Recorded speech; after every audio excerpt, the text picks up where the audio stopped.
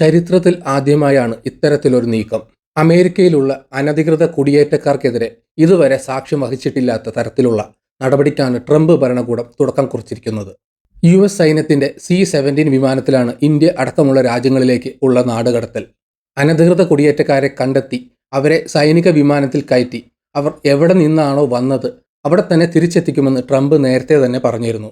ഇന്ത്യക്ക് പുറമെ Guatemala, Peru, Honduras എന്നീ രാജ്യങ്ങളിലേക്കും അനധികൃത കുടിയേറ്റക്കാരുമായി അമേരിക്കൻ സൈന്യത്തിന്റെ ചരക്ക് വിമാനങ്ങൾ പറന്നു കഴിഞ്ഞു.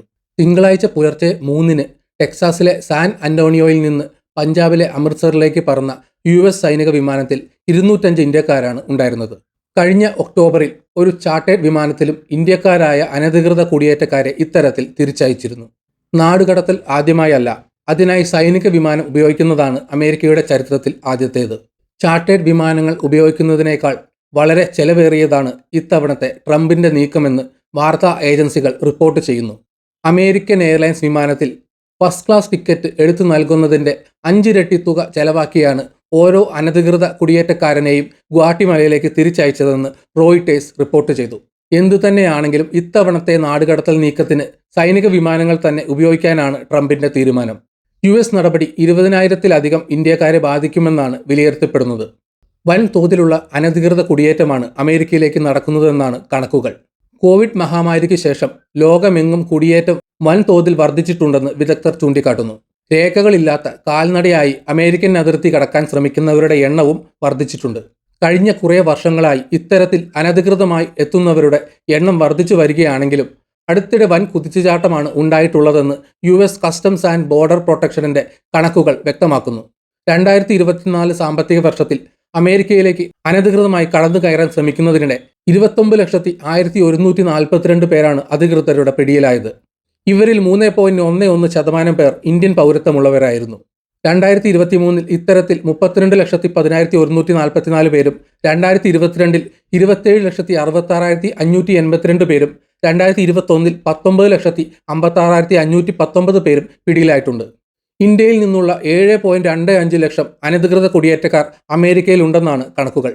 മെക്സിക്കോയ്ക്കും എൽ സാവദോറിനും ശേഷം മൂന്നാമതാണ് ഇക്കാര്യത്തിൽ ഇന്ത്യയുടെ സ്ഥാനം.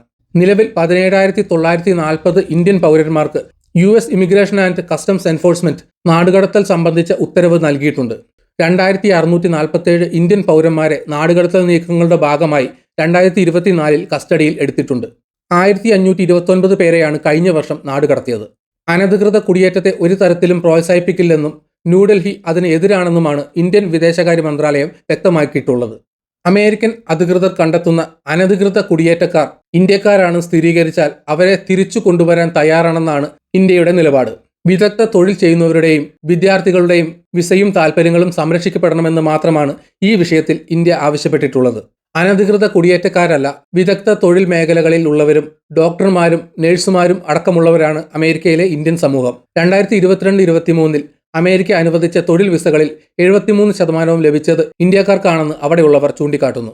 ഇത്തരത്തിൽ കരുത്തും വൈദഗ്ധ്യവുമുള്ള ഇന്ത്യക്കാരുടെ സമൂഹമാണ് അമേരിക്കയിലുള്ളത്.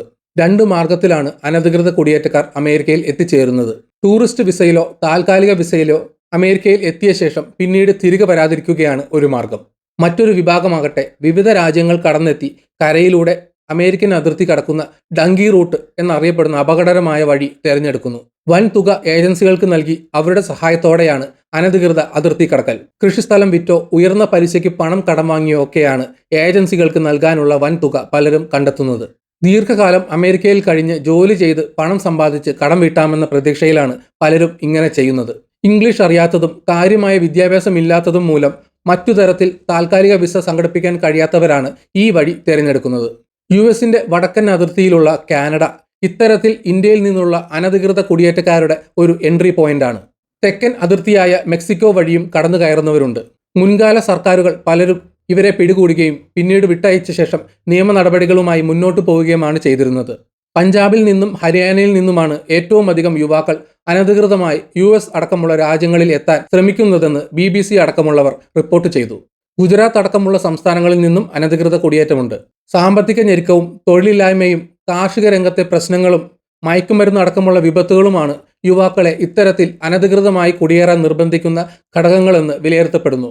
ലക്ഷക്കണക്കിന് ഇന്ത്യക്കാർ അനധികൃതമായി അമേരിക്കയിലേക്കും UK-യിലേക്കും യൂറോപ്യൻ രാജ്യങ്ങളിലേക്കും കുടിയേറാൻ ഉപയോഗിക്കുന്ന ഡങ്കി റൂട്ട്, ഡങ്കി ഫ്ലൈറ്റ് എന്നിവയെ ചുറ്റിപ്പറ്റിയുള്ള സിനിമയാണ് ഷാറുഖ് ഖാന്റെ ഡങ്കി. ഡോങ്കി എന്നർത്ഥം വരുന്ന പഞ്ചാബി ഭാഷയിലെ പ്രാദേശിക പ്രയോഗത്തിൽ നിന്ന് ഉരുത്തിരിഞ്ഞ വാക്കാണിത്. 2017 ദുൽഖർ സൽമാനെ നായകനാക്കി അമൽ നീരദ് സംവിധാനം ചെയ്ത CIA, 2022 ഇറങ്ങിയ പഞ്ചാബി ചിത്രം ആജാ മെക്സിക്കോ ചലിയെ എന്നിവയെല്ലാം ഡങ്കി പാതയിലൂടെയുള്ള അനധികൃത കുടിയേറ്റം പ്രമേയമാക്കിയ സിനിമകളാണ്. നല്ല ഭാവി പ്രതീക്ഷിച്ച് പഞ്ചാബി യുവാക്കൾ അധികവും കാനഡയിലേക്കാണ് കുടിയേറാൻ ആഗ്രഹിക്കുന്നത്. ഹരിയാനക്കാരാകട്ടെ US-ലേക്കും.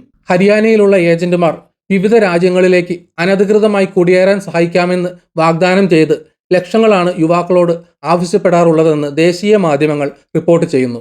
പോർച്ചുഗലിൽ എത്താൻ 15 ലക്ഷം, ജർമ്മനിയിലെത്താൻ 25 ലക്ഷം, US-ലെത്താൻ 45 ലക്ഷം എന്നിങ്ങനെയാണ് ഏജന്റുമാർ ആവശ്യപ്പെടുന്ന തുക. സ്ഥിതിഗതികൾ അനുകൂലമാണെന്ന് ഇടനിലക്കാർ കണ്ടെത്തുന്ന ഏതെങ്കിലും ലാറ്റിൻ അമേരിക്കൻ രാജ്യങ്ങളിൽ എത്തിച്ചേർന്ന ശേഷം 2 മാസമോ അതിലേറെയോ സമയമെടുത്ത് അപകടകരമായ യാത്ര ചെയ്താകും ഡങ്കി റൂട്ട് തിരഞ്ഞെടുക്കുന്നവർ ലക്ഷ്യസ്ഥാനത്തെത്തുക. യാത്രക്കിടെ എന്തും സംഭവിക്കാം. ലക്ഷ്യത്തിൽ എത്തുക എന്നത് ഭാഗ്യനിർഭാഗ്യങ്ങളെ ആശ്രയിച്ചിരിക്കുമെന്നാണ് ഏജന്റുമാർ യുവാക്കളോട് പറയാറുള്ളത്.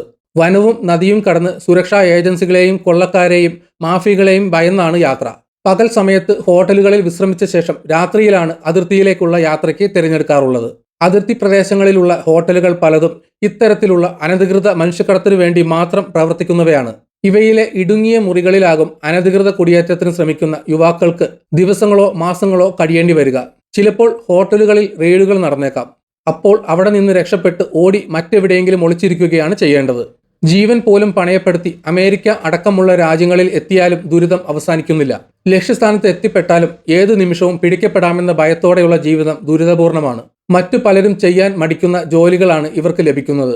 ഫാമുകളിലും മറ്റും കഠിനമായ ജോലി കൂടുതൽ സമയവും ദീർഘകാലമായ കാലയളവിലും ചെയ്യേണ്ടി വരുന്നു.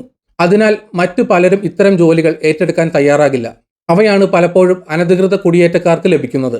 ഇത്തരം ജോലികൾ ചെയ്യിക്കുന്നവർ തൊഴിലാളികളുടെ വിവരങ്ങൾ സൂക്ഷിക്കാറില്ല. അധികൃതരുടെ കണ്ണുവെട്ടിച്ച് കഴിയാൻ ആഗ്രഹിക്കുന്ന അനധികൃത കുടിയേറ്റക്കാർക്ക് ഇത് സഹായകമായി തീരുന്നു. അംഗീകൃത തൊഴിൽശാലകളിലൊന്നും ഇവർക്ക് ജോലി ചെയ്യാൻ കഴിയില്ല. മതിയായ രേഖകൾ ഇല്ലാത്തതിനാൽ ഡ്രൈവിംഗ് ലൈസൻസ് എടുക്കാനടക്കം സാധ്യമല്ല. ബന്ധുക്കൾക്കൊപ്പം രഹസ്യമായാണ് ഇവരിൽ മിക്കവരും താമസിക്കുന്നത്. അധികൃതരുടെ കണ്ണിൽപ്പെടാതെ ഗ്യാസ് സ്റ്റേഷനുകളിലോ ഡെലിവറി ബോയ് ആയോ ഇന്ത്യക്കാരുടെ വീടുകളിൽ തോട്ടം പരിപാലിക്കുന്ന ജോലി ചെയ്തോ ഒക്കെയാണ് ജീവിതം മുന്നോട്ട് കൊണ്ടുപോകുന്നത്. റെസ്റ്റോറന്റുകളിലും കടകളിലും കൺസ്ട്രക്ഷൻ സൈറ്റുകളിലും ഇത്തരക്കാർ ജോലി ചെയ്യുന്നുണ്ട്. സ്വകാര്യ സുരക്ഷാ ജോലികൾ ചെയ്യുന്നവരുമുണ്ട്. തൽക്കാലം പിടിച്ചു നിൽക്കാനുള്ള വേതനം മാത്രമാവും ഇവർക്ക് നൽകുക. എന്നാൽ അതിൽ നിന്ന് പോലും ഒരു തുക മാറ്റിവെച്ച് പലരും വീടുകളിലേക്ക് അയക്കാറുണ്ട്. ബന്ധുക്കളുടെയും മറ്റും സഹായത്തോടെയാണ് ഇത് സാധ്യമാകുന്നത്. അനുയോജ്യമായ സാഹചര്യം വന്നു ചേരുമ്പോൾ ഇമിഗ്രേഷൻ രംഗത്ത് വിദഗ്ധരായ അഭിഭാഷകരുടെ സഹായത്തോടെ രേഖകൾ സംഘടിപ്പിച്ച് സ്ഥിരമായി അമേരിക്കയിൽ തുടരാനുള്ള അനുമതി നേടിയെടുക്കാനുള്ള നീക്കങ്ങൾ തുടങ്ങുന്നു. അനധികൃതമായി എത്തി പിന്നീട് കുടുംബങ്ങളെ അടക്കം അമേരിക്കയിലേക്ക് കൊണ്ടുവരുന്നവർ ഉണ്ടെന്ന് മാധ്യമങ്ങൾ റിപ്പോർട്ട് ചെയ്യുന്നു. അവരിൽ പലർക്കും കുട്ടികൾ ജനിക്കുന്നത് അമേരിക്കയിൽ വെച്ചാണെങ്കിൽ കുട്ടികൾക്ക് പൗരത്വം പോലും ലഭിച്ചിരുന്നു. ട്രംപ് അധികാരത്തിൽ തിരിച്ചെത്തുമെന്ന സൂചനകൾ വന്നു തുടങ്ങിയപ്പോൾ മുതൽ ഇത്തരത്തിൽ കഴിയുന്നവർ കടുത്ത ആശങ്കയിലായിരുന്നു. അമേരിക്കയിലേക്ക് അനധികൃതമായി എത്തുന്നത് കർശനമായി തടയുമെന്നും അനധികൃതമായി തുടരുന്നവരെ കണ്ടെത്തി നാട് കടത്തുകയും ചെയ്യുമെന്ന ട്രംപിന്റെ നിലപാടായിരുന്നു ആശങ്കയ്ക്കു പിന്നിൽ. അതുകൊണ്ട് തന്നെ പിടിക്കപ്പെടുകയും നാടുകടത്തപ്പെടുകയും ചെയ്യപ്പെടുമെന്ന് ഇന്ത്യക്കാരായ അനധികൃത കുടിയേറ്റക്കാരടക്കം നേരത്തെ തന്നെ മനസ്സിലാക്കിയിരുന്നു. അത്തരത്തിലുള്ള നാടുകടത്തൽ നീക്കമാണ് ഇപ്പോൾ തുടങ്ങിയിട്ടുള്ളത്. ഈ വീഡിയോ ഇവിടെ വെച്ച് നിർത്തുന്നു. നിങ്ങൾക്ക് വീഡിയോ ഇഷ്ടപ്പെട്ടെങ്കിൽ ലൈക്ക് ചെയ്യുക. ചാനൽ സബ്സ്ക്രൈബ് ചെയ്തിട്ടില്ലെങ്കിൽ സബ്സ്ക്രൈബ് ചെയ്യണം. അതുപോലെ നോട്ടിഫിക്കേഷൻ ബെൽ ബട്ടൺ അമർത്താൻ മറക്കരുത്. മറ്റൊരു വീഡിയോയുമായി വീണ്ടും കാണാം. ബൈ.